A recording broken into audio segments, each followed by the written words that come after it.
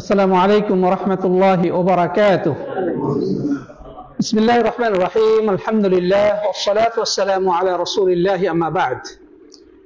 প্রশংসা গুণগান আল্লাহ রাব্বুল আলামিনের জন্য, যিনি আজকে আমাদেরকে সাপ্তাহিক তাওহীদ ক্লাসে উপস্থিত হওয়ার তৌফিক দান করেছেন। এই জন্য আমরা রাব্বুল আলামিনের দরবারে কালিমাতুশ শুকর আদায় করি, সকলে পড়ি আলহামদুলিল্লাহ। অতঃপর সালাত সালাম এবং অবারিত শান্তির ধারা বর্ষিত হোক প্রাণপ্রিয় নবী মুহাম্মদ রাসূলুল্লাহ সাল্লাল্লাহু আলাইহি ওয়াসাল্লামের প্রতি। আমরা পড়ি সাল্লাল্লাহু আলাইহি ওয়াসাল্লাম। মুহতারাম মুআজ্জাজ প্রাণপ্রিয় উপস্থিতি, সম্মানিত সাথী বন্ধুগণ, আমরা যে বিষয়ে আলোচনা শুরু করেছিলাম সেটি হচ্ছে দ্বীনের তিনটি স্তর। প্রথম স্তর হচ্ছে ইসলাম, দ্বিতীয় স্তর হচ্ছে ঈমান এবং তৃতীয় এবং সর্বোচ্চ স্তর হচ্ছে ইহসান। তো আমরা ইতিপূর্বের ক্লাসগুলোতে প্রথম দুটি সম্পর্কে আলোচনা করেছি। আজকে আমরা তৃতীয় যে ধাপ, তৃতীয় স্টেপ বা তৃতীয় স্তর তথা ইহসান সম্পর্কে কিছু সংক্ষিপ্ত আলোকপাত করার প্রয়াস পাব। আল্লাহ তাআলা যদি তৌফিক দান করেন, আল্লাহুম্মা আমিন। প্রিয় বন্ধুগণ, পৃথিবীর সব জায়গাতেই কোয়ালিটির একটা আলাদা মূল্য আছে, ঠিক না ঠিক? ক্লাসে যদি 50 জন ছাত্র থাকে, সব ছাত্র কিন্তু এক কোয়ালিটির না। কিছু আছে যে ফার্স্ট ক্লাস পর্যায়ের, কিছু আছে সেকেন্ড ক্লাস পর্যায়ের, কিছু আছে থার্ড ক্লাস পর্যায়ের, আবার কিছু হয়তোবা টিকবেই না। তো দ্বীনের ক্ষেত্রেও এই কোয়ালিটিটা আছে, দ্বীনের মধ্যেও এই কোয়ালিটির মূল্যায়ন আছে এবং দ্বীনের মধ্যে এটাকে আল্লাহ রাব্বুল আলামিন যথেষ্ট গুরুত্ব দিয়েছেন। ঈমানেরও স্তরভেদ আছে, ঈমানেরও শাখা প্রশাখা রয়েছে, সর্বোচ্চ শাখা সর্বনিম্ন শাখা আছে না নাই? আমরা ইতিপূর্বে আলোচনায় জেনেছি সাহাবায়ে কেরামের ঈমানের কোয়ালিটি, তাদের আমলের কোয়ালিটি, তাদের জুহুদ এবং মুজাহাদা, দ্বীনের পথে তাদের ত্যাগ তিতিক্ষা, তাদের পরিশ্রম, তাদের কষ্ট, তাদের সময় শ্রম দেওয়া, এই সব ক্ষেত্রে তারা নিঃসন্দেহে অন্যদের থেকে অগ্রগামী। যাই হোক প্রিয় বন্ধুগণ, দ্বীনের ক্ষেত্রেও এই স্তরটি রয়েছে। কিছু মানুষ যারা কোনো মতো ইসলামের উপরে টিকে আছে, নামাজটা পড়ে, রোজা রাখে, হজ ফরজ হলে হজ করেছেন হাজী সাহেব, যাকাতও দেন, কালেমাটা মোটামুটি পড়েন মাঝে মধ্যে, এতটুকুই। কিন্তু তার মধ্যে খুব যে একটা আরো বেশি অগ্রগামী হওয়ার যে মনোভাব সেটা কিন্তু নাই। সে একটা কোয়ালিটির দিক থেকে সে কিন্তু খুব লো কোয়ালিটি। আরেক শ্রেণীর ইমানদার রয়েছেন যারা এই কাজগুলো তো করেন, কিন্তু তাদের ভিতরের ইমানি মজবুতিটা অনেক বেশি। ওরা অত্যন্ত বিশ্বাসের সাথে, নিষ্ঠার সাথে এই কাজগুলো করেন। কিছু মানুষ আছে চলার মতো কোনো মতে, আর কিছু মানুষ আছে তারা যেটা করে ইমানি মজবুতির সাথে করে, দৃঢ়তার সাথে করে। আল্লাহ, রাসূল, ফেরেশতা, আখিরাত, এগুলোর সম্পর্কে তার বিশ্বাসের যে মাত্রাটা খুব গভীর। এরা হচ্ছে ওই শুধু বাহ্যিক কিছু আমলকারী মুসলিমদের থেকে আরো বেশি ঊর্ধ্বে, এদের মর্যাদা আরো বেশি। আমরা বলেছিলাম যে প্রথম স্তরে যারা আছে তাদেরকে মুসলিম বলা হয়, দ্বিতীয় স্তরে যারা আছে তাদেরকে বলা হয় মুমিন। এর থেকেও হাই কোয়ালিটি বা আরো বেশি অ্যাডভান্স মুমিন যারা, তারা হচ্ছে যারা ইহসান পর্যায়ে উপনীত হয়েছে, যাদেরকে বলা হয় মুহসিন। যাদের কি বলা হয়? মুহসিন। প্রিয় বন্ধুগণ, এখন আমরা এই মুহসিন সম্পর্কেই কিছু কথা বলবো। প্রিয় বন্ধুগণ, আমরা প্রথমে জানবো ইহসান কাকে বলে, ইহসান বলতে কি বুঝায়। আমরা এই শাব্দিক দৃষ্টিটা একটু খেয়াল করি। আহসানা ইহসিনু ইহসানান, এটার দুইটি ব্যুৎপত্তিগত অর্থ রয়েছে। এই ইহসান শব্দটি এসেছে মূলত হুসনুন শব্দ থেকে। হুসন মানে হচ্ছে সুন্দর, হুসন শব্দ অর্থ কি? সুন্দর। আর ইহসান মানে হচ্ছে দুটি অর্থ। একটি অর্থ হচ্ছে যে মানুষের সাথে সুন্দর আচরণ করা, সৎ ব্যবহার করা, মানুষের প্রতি বা আল্লাহর মাখলুকের প্রতি দয়া করা, এটা হচ্ছে একটা অর্থ। আরেকটি অর্থ হচ্ছে যারা ইবাদত বন্দেগী করেন কিন্তু তাদের ইবাদতটা হয় অনেক সুন্দর, অনেক কোয়ালিটিফুল, অ্যাডভান্স। অর্থাৎ অন্যান্যরাও ইবাদত বন্দেগী করে, সেও করে, কিন্তু এর ইবাদতের ধরনটা অনেক উচ্চতর। তো এখান থেকেই ইহসান শব্দের অর্থ আমরা বুঝতে পারছি। তাহলে ইহসান শব্দের দুটি অর্থ, একটি হচ্ছে শাব্দিক অর্থ হচ্ছে সুন্দর, আর এখান থেকে ইহসান মানে মাখলুকের প্রতি, মানুষের প্রতি বা যে কোনো সৃষ্টি জীবের প্রতি দয়া করা, ভালো ব্যবহার করা, কোনো অভাবী মানুষকে সাহায্য সহযোগিতা করা, কোনো পিপাসার্ত পশুকে পাখিকে পানি খাওয়ানো, খাদ্য দেওয়া, এটা হচ্ছে ইহসান। আল্লাহ তাআলা কোরআনের মধ্যে বলেছেন, হাল জাযাউল ইহসান ইল্লাল ইহসান, যে কেউ যদি ইহসান করে তাহলে তার প্রতিদান কি ইহসান ছাড়া অন্য কিছু হতে পারে? অর্থাৎ কেউ যদি মাখলুকের প্রতি দয়া করে তাহলে আল্লাহর পক্ষ থেকে সে কি দয়া ছাড়া অন্য কিছু পাবে? সেও দয়ার অধিকারী। যে মাখলুককে, যে আল্লাহর সৃষ্টির প্রতি দয়া করবে, আল্লাহ তাআলা তার প্রতি দয়া করবেন। হাদিসে এসেছে, আল্লাহ নবী সাল্লাল্লাহু আলাইহি ওয়াসাল্লাম বলেছেন যে আল্লাহ নবী সাল্লাল্লাহু আলাইহি ওয়াসাল্লাম বলেছেন, তিনি বলেছেন যে ইরহাম মান ফিল আরদি ইয়ারহামকুম মান ফিস সামা, যে তুমি এই জমিনে যে বা যারা আছে তুমি তাদের প্রতি যদি দয়া করো তাহলে যিনি আসমানে আছেন তিনি তোমাদের প্রতি দয়া করবেন। আল্লাহ তাআলা কোরআনের মধ্যে আরো বলেছেন, ওয়া কাযা রাব্বুকা আল্লা তা'বুদু ইল্লা ইয়্যাহু ওয়া বিল ওয়ালিদাইনি ইহসানা, যে তোমার প্রতিপালক এ মর্মে চূড়ান্ত সিদ্ধান্ত দিয়েছেন, চূড়ান্ত ফয়সালা করে দিয়েছেন যে তোমরা আল্লাহ ছাড়া আর কারো ইবাদত করবে না এবং পিতামাতার সাথে ইহসান বা দয়াসুলভ আচরণ করবে, পিতামাতার সাথে সদাচরণ করবে। তাহলে এই ইহসান মানে হচ্ছে মাখলুকের প্রতি দয়াসুলভ আচরণ করা। প্রিয় বন্ধুগণ, দ্বিতীয় যে অর্থ সেটি হচ্ছে ইবাদতের ক্ষেত্রে। আল্লাহ রাব্বুল আলামিনের ইবাদত করার ক্ষেত্রে সে ইবাদতটা খুব সুন্দরভাবে, একান্ত ভালোবাসা, ভয় ভীতি, আশা আকাঙ্ক্ষা এবং পূর্ণ ইখলাস বা আন্তরিকতার সাথে আল্লাহ নবী সাল্লাল্লাহু আলাইহি ওয়াসাল্লাম যে পদ্ধতিতে ইবাদত বন্দেগী করেছেন সেই পদ্ধতিকে অনুসরণ করে খুব চমৎকার ভাবে ইবাদত বাস্তবায়ন করা, এটি হচ্ছে শাব্দিক দৃষ্টিকোণ থেকে অর্থ। তো আল্লাহ নবী সাল্লাল্লাহু আলাইহি ওয়াসাল্লাম এটির ব্যাখ্যায় খুব চমৎকার একটা কথা বলেছেন। যখন জিবরিল আলাইহিস সালাতু ওয়াস সালাম প্রিয় নবী সাল্লাল্লাহু আলাইহি ওয়াসাল্লাম কাছে এসে জিজ্ঞাসা করলেন যে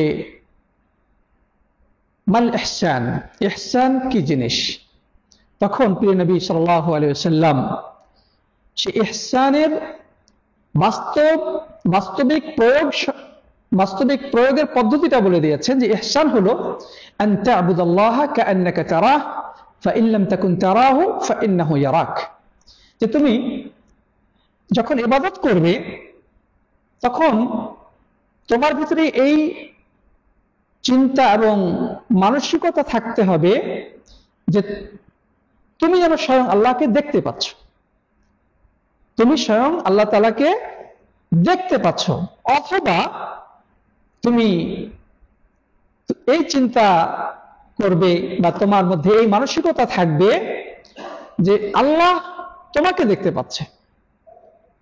তাহলে আল্লাহ নবী সাল্লাল্লাহু আলাইহি ওয়াসাল্লাম এখানে কি বললেন, যে এমন ভাবে ইবাদত করবে যেন তুমি আল্লাহকে দেখতে পাচ্ছ, যেই আল্লাহ তুমি ইবাদত করছো তাকে তুমি সচক্ষে দেখছো, এই চেতনা, এই অনুভূতি তোমার মধ্যে যদি জাগ্রত থাকে, এটার নাম হচ্ছে ইহসান। এটার নাম কি? ইহসান। অথবা ন্যূনতম সেই আল্লাহ তোমাকে দেখছেন, তোমাকে অবলোকন করছেন, তার অবজারভেশনে তুমি ইবাদত বন্দেগী করছো, এই দৃষ্টিভঙ্গি, এই চেতনাবোধ, এই ফিলিংস তোমার ভিতরে জাগ্রত রাখবে, এটার নাম হচ্ছে ইহসান। প্রিয় বন্ধুগণ, এই পর্যায়ে কিন্তু সবাই পৌঁছতে পারে না। দেখবেন আমরা সবাই নামাজ পড়ি, মাশাআল্লাহ, মসজিদে যাই, কিন্তু অধিকাংশ নামাজের অবস্থাটা কি? নামাজে দাঁড়ায় ঠিকই, আমরা ইমামের সাথে উঠা বসা করছি, কিন্তু সালাম ফিরানোর পরে যদি জিজ্ঞাসা করা হয় ইমাম আজকে কোন সূরা পড়েছে, দেখবেন যে অধিকাংশ মানুষই বলতে পারবে না। নামাজে দাঁড়িয়েছে ঠিকই, সে একাকী নামাজ পড়ছে, সে উঠতেছে বসতেছে, তার মন কিন্তু অন্য জায়গায় আটকে আছে, তার মন কিন্তু অন্য জায়গায় ঘুরে বেড়াচ্ছে, কখনো স্ত্রী পরিবার, কখনো চাকরি, কখনো কফিল, কখনো বেতন, কখনো দুনিয়াবি নানা কিছু। তার মানে এটা অন্তঃসার শূন্য উঠা বসা হচ্ছে। নামাজ পড়ছে ঠিক, সে নামাজের ফরজিয়াত আদায় করে ফেলেছে, কিন্তু আন্তরিকতা নাই, ভয় ভীতি বিনয় নম্রতা নাই।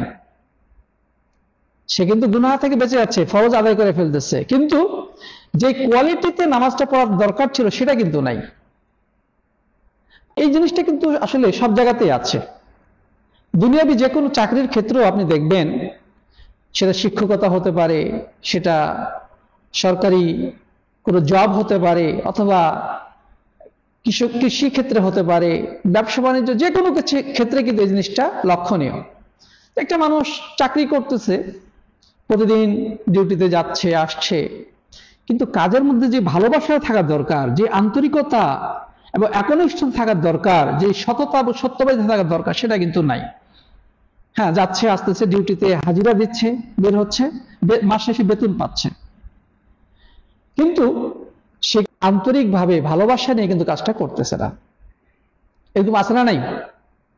প্রিয় ভাইয়েরা আমার, একটা কথা বলা হয় যে কাজ যতই ছোট হোক, আপনি যদি কাজটাকে ভালোবেসে করেন, আপনি যদি কাজটাকে ভালোবাসতে শেখেন, ওই কাজটাতে আপনি সফল হবেন। কাজটা ছোট হোক, কিন্তু কাজ যত বড় হোক, যদি আপনি কাজটাকে ভালো না বাসতে পারেন, আপনি কিন্তু সফল হবেন না। দেখবেন গ্রামের মুচি, সে দেখি বাল্যকাল থেকে ওই রাস্তার একটা কোণাতে বসে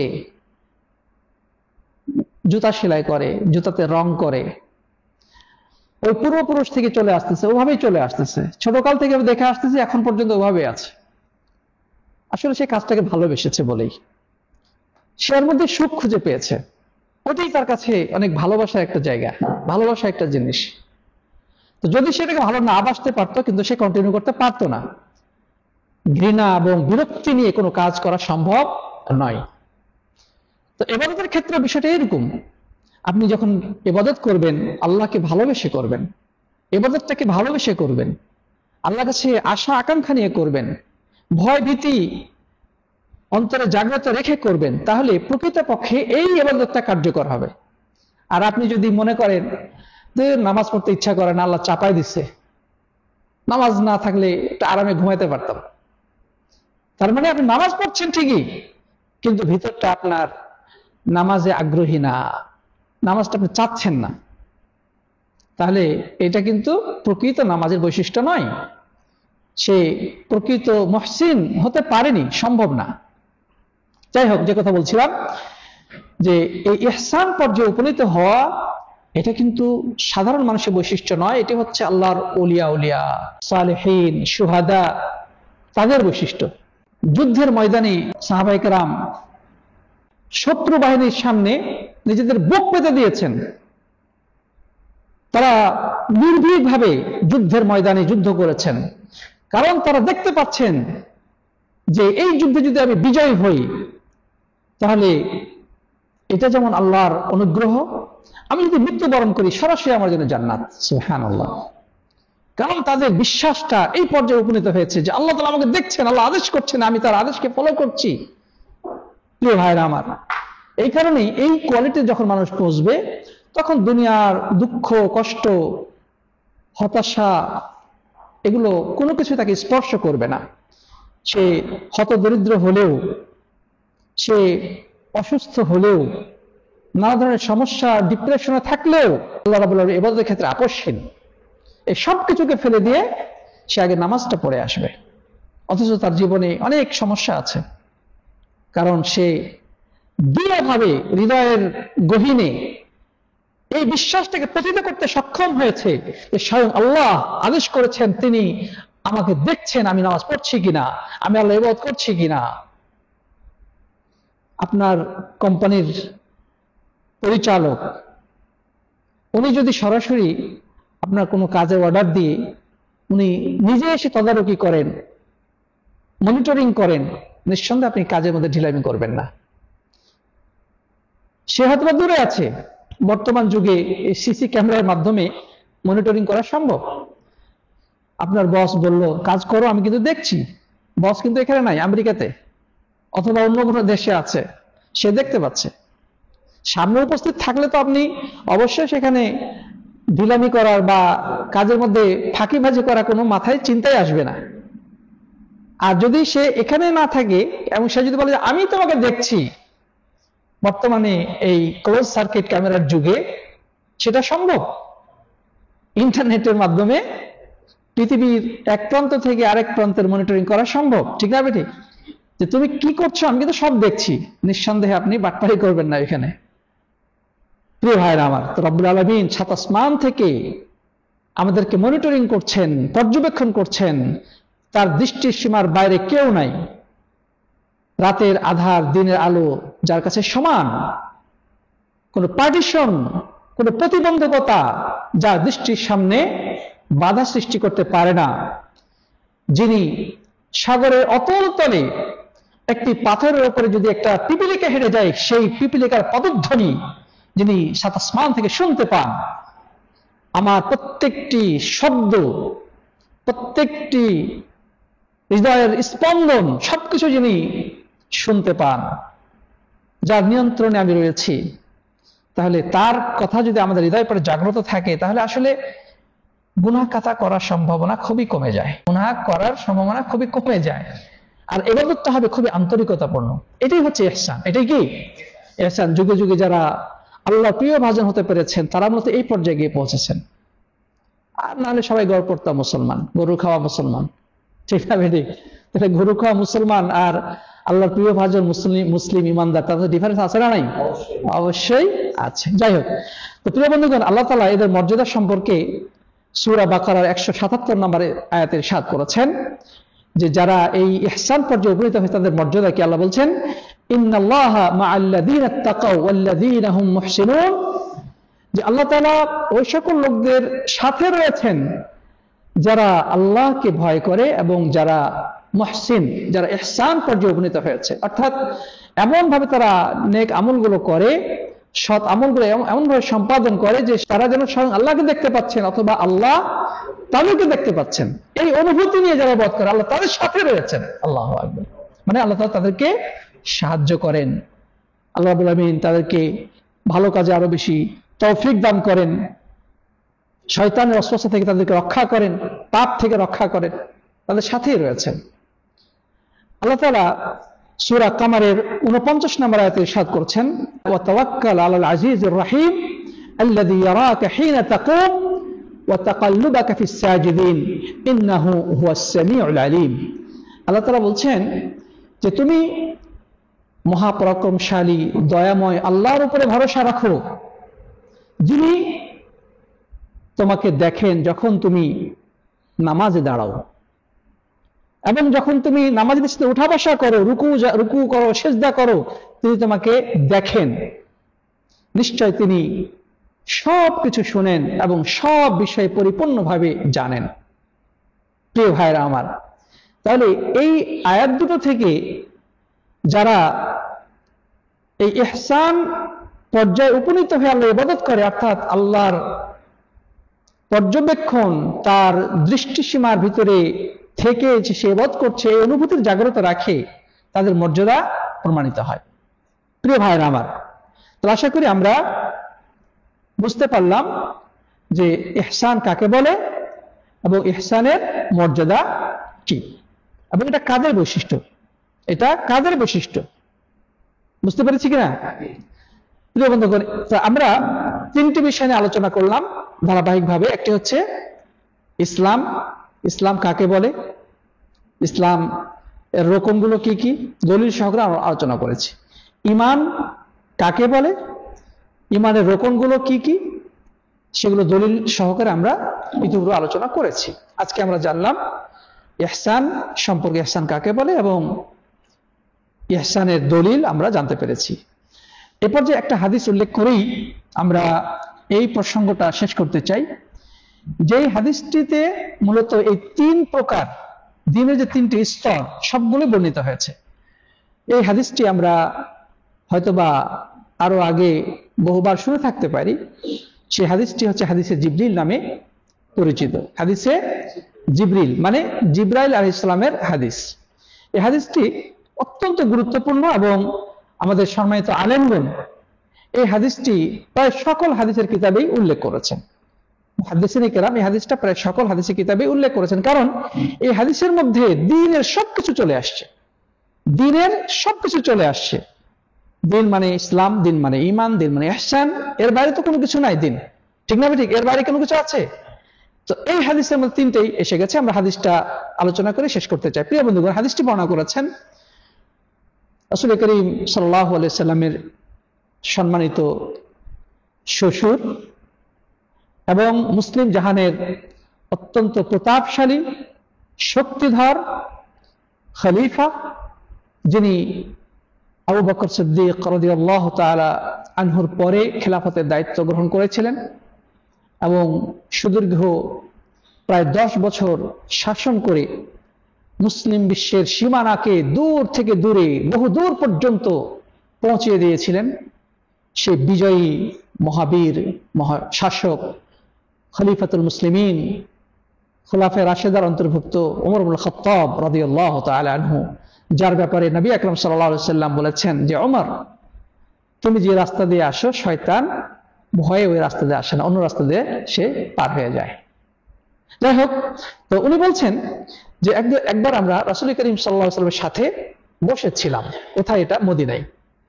মদিনায় মসজিদে নববীতে রাসূল করিম সাল্লাল্লাহু আলাইহি সাল্লামের সাথে বসেছিলাম। তিনি ছিলেন, আর সাথে অন্যান্য সাহাবীগণ ছিলেন। তো ইতিমধ্যে একজন আগন্তুক সেখানে আগমন করলো। সে কেমন ছিল দেখতে? তিনি বলছেন যে শাদীদু বায়াদিস সিয়াব শাদীদু সাওয়াদিশ শা'r, তার কাপড় ছিল শ্বেত শুভ্র, পরিষ্কার পরিচ্ছন্ন, ধবধবে সাদা। তার চুল ছিল নিকষ কালো, মানে একজন টকবকে যুবক। চুল কার কালো থাকে? যুবকের। কাপড় হচ্ছে সাদা ধবধবে। তো এমন একজন আগন্তুক আগমন করলো। তো ওমর ইবনুল খাত্তাব বলছেন যে এই লোকটা যে আসলো, আমরা তো কেউ তাকে চিনতে পারলাম না, কোথা থেকে আসলো? অথচ মদিনা ছোট্ট একটা শহর, সবাই সবাইকে চেনে। সাহাবায়ে কেরাম সবাই রাসূল করিম সাল্লাল্লাহু আলাইহি ওয়াসাল্লামকে ঘিরে বসে থাকে, সব সময় তাদের কথাবার্তা উঠা বসা হয়। এই লোক কোথা থেকে আসলো? আচ্ছা, আসলো ভালো কথা, অবশ্যই তখন তো বিমানে চড়ে চলে আসে না, রকেটে চড়ে চলে আসে, বিষয়টা এরকম হতো না। উনি আসলে অবশ্যই ঘোড়াতে বা কোনো একটা তৎকালীন যে বাহনগুলো ছেড়ে আসছেন, ওনার শরীরের মধ্যে সে ময়লা আবর্জনা থাকবে, সফরের চিহ্ন থাকবে, কিছুই নাই, একেবারে ফ্রেশ ঝকঝকে তকতকে কাপড়, কোনো ধরনের শরীরে ময়লা আবর্জনা কিচ্ছু নাই, একেবারে মনে হচ্ছে বিমান থেকে নামছে এই মাত্র। যাই হোক, তো ওনারা একে দেখে অবাক হলেন, ঠিক কোথা থেকে আসলো কিছু বুঝতে পারলাম না। তো উনি সবাইকে অবাক করে দিয়ে রাসূল করিম সাল্লাল্লাহু আলাইহি ওয়াসাল্লামের কাছে এগিয়ে গেলেন এবং সবাই অবাক বিস্ময়ে দেখছেন এ কে, কি চায়। এবার নবী আকরাম সাল্লাল্লাহু আলাইহি ওয়াসাল্লামের সামনে তিনি হাঁটু গেড়ে বসে পড়লেন। রাসূল করিম সাল্লাল্লাহু আলাইহি ওয়াসাল্লাম হাঁটু গেড়ে বসেছিলেন, উনি উনার সামনে হাঁটু গেড়ে ডাইরেক্ট বসে পড়লেন। বসে পড়ে তার হাত দুটো নিজের রানের উপরে রাখলেন, এভাবে সামনাসামনি বসে, শিক্ষক এবং ছাত্র যেভাবে বসে তিনি সেভাবে বসলেন। সবাই তাকিয়ে আছে, কি হচ্ছে, কি ঘটতেছে।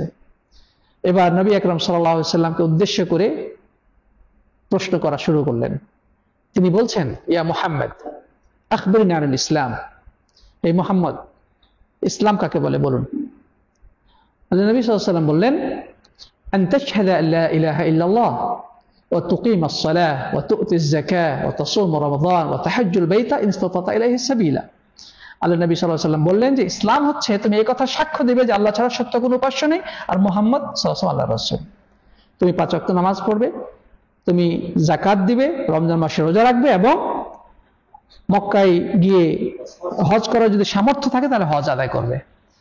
তো ওই আগন্তুক ব্যক্তি বললেন, সাদাক্তা, আপনি সত্য বলেছেন, আপনি ঠিক বলেছেন। তখন উমর ইবনে খাত্তাব বলছেন, ফাআজিবনা লিযালিক, আমরা আশ্চর্য হলাম, প্রশ্নকারী প্রশ্ন করলো, উনি আবার সত্যায়ন করতেছেন, এটা কেমন কথা?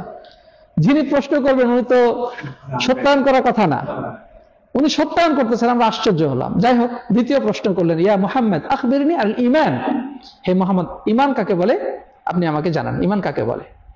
নবী আকরাম সাল্লাল্লাহু আলাইহি ওয়াসাল্লাম বললেন, ঈমান বলা হয় আন তুমিনা বিল্লাহ ওয়া মালাইকাতিহি ওয়া কুতুবিহি ওয়া রুসুলিহি ওয়াল ইয়াউমিল আখির ওয়াল কদরি খাইরিহি ওয়া শাররিহি।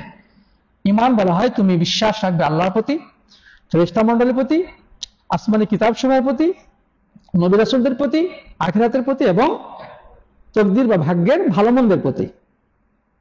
এই 6টি জিনিসের প্রতি বিশ্বাস রাখবে। উনি বললেন, সাদাক্তা। প্রশ্নকারী বলছে, আপনি ঠিকই বলেছেন। তো যাই হোক, গেল। এবার তৃতীয় প্রশ্ন করছেন যে মুহাম্মদ আখবিরনি আনিল ইহসান, যে হে মুহাম্মদ তুমি আমাকে বলো ইহসান কাকে বলে? তখন তিনি বললেন, আন তা'বুদাল্লাহা কাআন্নাকা তারাহ ফাইন লাম তাকুন তারাহু ফাইন্নাহু ইয়ারাক। ইহসান বলা হয় তুমি এমন ভাবে আল্লাহর ইবাদত করবে যেন তুমি আল্লাহকে দেখতে পাচ্ছ অথবা আল্লাহ তোমাকে দেখতে পাচ্ছেন। উনি বলেন, আপনি সত্য বলেছেন। যাই হোক, এবার চতুর্থ প্রশ্ন করছেন, মাতা সাআহ, কিয়ামত কখন হবে? তখন নবী করিম সাল্লাল্লাহু আলাইহি ওয়াসাল্লাম জবাবে বললেন, মাল মাসউল আনহা বিআ'লামা মিনাস সাইল। প্রশ্নকৃত ব্যক্তি প্রশ্নকারীর থেকে বেশি কিছু জানে না। প্রশ্নকৃত ব্যক্তি প্রশ্নকারীর থেকে বেশি জানে না, অর্থাৎ আমি যেমন জানি না আপনিও জানেন না, এটা কারো জানার কথা নয়। তো উনি বললেন, আচ্ছা ঠিক আছে, বুঝলাম, তাহলে কিছু কিয়ামত আলামত সম্পর্কে আমাকে বলেন। তখন নবী আকরাম সাল্লাল্লাহু আলাইহি ওয়াসাল্লাম তাকে বললেন যে কিয়ামত আলামত হচ্ছে আন তালিদাল আমাতু রাব্বাতাহা ওয়া তারাল হুফাতাল উরাতাল রুআ আশ-শাই ইয়াতাতাওয়ালুনা ফিল বুনিয়ান, যে তুমি দেখতে পাবে কিয়ামতের আগে যাদের পায়ে জুতা ছিল না, যাদের পরনে পোশাক ছিল না, মানে খুবই হতদরিদ্র টাইপের, যারা ছাগল চড়াতো, তারা বিশাল উঁচা উঁচা বিল্ডিং করতেছে এবং বিল্ডিং বানানোর ক্ষেত্রে প্রতিযোগিতা করতেছে কার বড় বিল্ডিং হবে। এবং তিনি বললেন, ওই আরেকটা কথা বাদ পড়ে গেছে, যে আনতালিদাল আমাতু রাব্বাতাহা, কিয়ামতের আগে এমন একটা পরিস্থিতি হবে যে দাসী জন্ম দিবে তার মনিবকে, দাসী জন্ম দিবে তার মনিবকে। এখানে দাসী জন্ম দিবে মনিবকে, কথাটা নিয়ে ওলামায়ে কেরাম অনেক ধরনের ব্যাখ্যা দিয়েছেন যে এটা মানেটা কি, দাসী আবার মনিবকে কেমনে জন্ম দেয়, তাই না? এটা একটু জটিল লাগতেছে না কথাটা? তো যাই হোক, আলেমরা বিভিন্ন ব্যাখ্যা দিয়েছে, তার মধ্যে একটা ব্যাখ্যা মোটামুটি প্রসিদ্ধ, সেটি হচ্ছে যে কিয়ামতের আগে এতটা যুদ্ধ বিগ্রহ হবে, এত বেশি মানুষ মারা যাবে এবং নারীদেরকে দাসী বানিয়ে বাজারে বিক্রি করা হবে, যে একজন মহিলাকে দাসী বানিয়ে বাজারে বিক্রি করে দেওয়া হয়েছে, কিন্তু তার ছেলে সে বাজার থেকে দাসী কিনতে যে ওর মাকে কিনে নিয়ে আসছে, সে জানে না যে তার মা, তাকে কিনে নিয়ে আসছে, কিন্তু আদতে ওই দাসী হচ্ছে তার মা। তাহলে এখন কি হলো, ওই দাসী জন্ম দিয়েছে তার মনিবকে, মনিব হলো এখানে ওই যে কিনে নিয়ে আসছে, আর দাসী হচ্ছে মা, কিন্তু সে জানে না যে তার মা। তাহলে এটা তার উদ্দেশ্য হলো যুদ্ধের বিভীষিকাময় অবস্থাটা তুলে ধরা। যাই হোক, আল্লাহর নবী সাল্লাল্লাহু আলাইহি ওয়াসাল্লাম এই আলামতগুলো যখন বললেন, এবার প্রশ্ন উত্তর শেষ, উনি উঠে মসজিদ থেকে বের হয়ে গেলেন। এবার নবী আকরাম সাল্লাল্লাহু আলাইহি ওয়াসাল্লাম ওমর ইবনে খাত্তাবকে বলছেন, দেখে আসো তো উনি কোথায় গেল। তৎক্ষণাৎ ওমর ইবনে খাত্তাব মসজিদ থেকে বের হয়ে দেখতেছেন উনি আর নাই, উনি নাই। তখন আল্লাহ নবী সাল্লাল্লাহু আলাইহি সাল্লাম বললেন, তোমরা কি জানো একটু আগে যে এসেছিল সে কে? তখন তিনি বললেন যে আল্লাহু ওয়া রাসূলুহু আ'লাম, আল্লাহ এবং তার রাসূলই ভালো জানেন। তিনি তখন বললেন, ইন্নাহু জিবরিল জাআকুম লিয়ুআল্লিমাকুম দীনাকুম। যিনি এসেছিলেন তিনি হচ্ছেন জিবরিল আলাইহিস সালাম, সে আল্লাহর সবচেয়ে সম্মানিত ফেরেশতা জিবরাইল আমিন। তিনি এসেছিলেন তোমাদেরকে দ্বীন শেখানোর জন্য। সুবহানাল্লাহ। তিনি প্রশ্নোত্তরের মাধ্যমে দ্বীন শেখালেন, ইসলাম কাকে বলে, ঈমান কাকে বলে, ইহসান কাকে বলে, কিয়ামত কখন হবে, কিয়ামতের আলামতগুলো কি কি, প্রশ্নোত্তরের মাধ্যমে দ্বীন শেখালেন। এটা হচ্ছে হাদিস, এটাকে বলা হয় হাদিসে জিবরিল, জিবরিলের হাদিস। সাথী বন্ধুগণ, এই হাদিসের মধ্যে আলেমগণ অনেক ব্যাখ্যা দিয়েছে, অনেক কিছু শিক্ষণীয় এর মধ্যে আছে, অনেক কিছু শিক্ষণীয় আছে। এটা নিয়ে যদি পর্যালোচনা করতে যাওয়া যায় সেটা দীর্ঘ আলোচনা হয়ে যাবে। তাহলে মৌলিক শিক্ষা কি পেলাম এখান থেকে? আমরা মৌলিক শিক্ষা পেলাম দ্বীনের স্তর। প্রথম হচ্ছে ইসলাম এবং ইসলামের রকম সমূহ, দ্বিতীয় হচ্ছে ঈমান, ঈমানের রকম সমূহ, ইহসান, ইহসান কাকে বলে তার পরিচয়, সে সাথে কিয়ামত এবং কিয়ামতের আলামত সম্পর্কে কিছু আমরা জেনেছি। এখানে আমরা আরো কিছু শিক্ষণীয় পাই, যেমন প্রশ্ন উত্তর করা এটি একটা শিক্ষার মাধ্যম। আধুনিক শিক্ষা ব্যবস্থাতে এই প্রশ্ন উত্তরকে গুরুত্ব দেওয়া হয়েছে। শিক্ষক ছাত্রকে প্রশ্ন করলো, ছাত্র উত্তর দিল, অথবা ছাত্র শিক্ষককে প্রশ্ন করলো, শিক্ষক উত্তর দিল। এই প্রশ্ন উত্তরের মাধ্যমে জ্ঞান অর্জন করা যায়। আরেকটি শিক্ষণীয় দিক হচ্ছে শিক্ষকের প্রতি আদব। হাঁটুর সাথে হাঁটু গেড়ে বসে তারপরে প্রশ্ন উত্তরের মাধ্যমে শিখেছেন। এখান থেকে শিক্ষকের প্রতি সম্মান, এই জিনিসটাও শেখা যায়, বোঝা যায়। আরেকটি জিনিস শিক্ষণীয় হচ্ছে, এখানে কিন্তু জিবরিল উনি কিন্তু জানতেন সবগুলো প্রশ্নের উত্তর, ঠিক না? ঠিক না? কেন বললেন যে আপনি সত্য বলেছেন? তিনি আগে থেকেই জানেন, তারপরে তিনি প্রশ্ন করেছেন। এখান থেকে বোঝা যায় যে কখনো কখনো আমি জিনিসটা জানি, জানার পরে শিক্ষককে যদি আমি প্রশ্ন করি, উদ্দেশ্য যদি এটা হয় যে আমি জানি একাই, কিন্তু হয়তো অন্যরা নাও জানতে পারে, আমি প্রশ্ন করার মাধ্যমে শিক্ষক যখন বলবে তখন অন্যরা সবাই কিন্তু জিনিসটা শিখে ফেলতে পারবে। এই উদ্দেশ্যে কেউ যদি জানা জিনিস আবারও প্রশ্ন করে, এতে দোষের কিছু না, এটা জায়েজ আছে। এখান থেকে এটাও শিক্ষণীয় দিক পাওয়া যায়। যাই হোক প্রিয় বন্ধুরা, আমরা কথা লম্বা করতে চাই না। আশা করি আজকের আলোচনা থেকে আমরা ইহসানের সংজ্ঞা এবং এই দ্বীনের যে স্তরগুলো সে সম্পর্কে জিবরিল আমিনের সেই সুন্দর হাদিসটি আমরা শুনেছি। আল্লাহ তাআলা আমাদের সবাইকে দ্বীন সম্পর্কে আরো বেশি জ্ঞান অর্জন করতে তৌফিক দান করুন। আল্লাহুম্মা আমিন। জাযাকুমুল্লাহু খাইরান। হাযা ওয়া সাল্লাল্লাহু আলা নবিয়িনা মুহাম্মদ ওয়া আলা আলিহি ওয়া সাহবিহি আজমাইন। আসসালামু আলাইকুম ওয়া রাহমাতুল্লাহি ওয়া বারাকাতুহু।